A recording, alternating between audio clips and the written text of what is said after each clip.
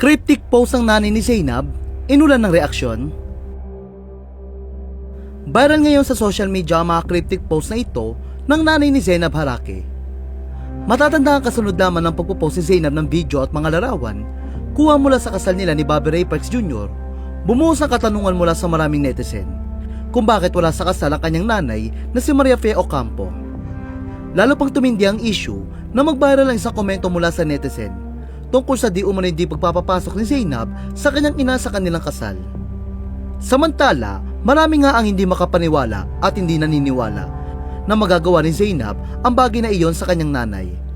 Lalo pat sa ilan niyang vlogs ay may kita naman na malapit sila sa isa't isa.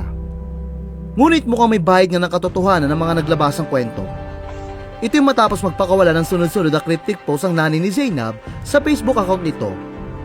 Agaw pansin nga ang cryptic post ng nanay ni Zainab tungkol sa pagkakaroon ng respeto ng isang tao anuman ang katayuan nito sa buhay.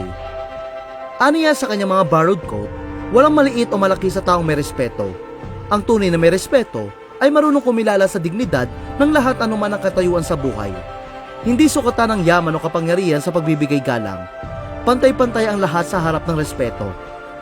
Makaulugan din ang sumunod niyang post tungkol naman sa taong nanakit sa kanyang emotionally at paglayo sa mga ito para sa kanyang inner peace. Aniya, kapag may mga taong sinaktan ka emotionally, take it as a sign na hindi sila worth sa presence mo. Distance yourself at huwag mong hayaan sirain nila ang mental health mo. Mas importante ang inner peace mo. Dahil nga sa cryptic post ng nanay ni Zainab, kaya malakas ang kutob ng netizen na totoong hindi siya imbitado sa kasal ni Zainab. Sa kabilang banda, inulan din ang reaksyon ng isang post ni Maria Fe noong June 2, kung saan nagpost siya ng picture ng kanyang ulam na tanging instant noodles. Ayon pa sa ilang netizen, ang dami umanong pera ni Zainab pero instant noodle lang ang ulam ng kanyang ina.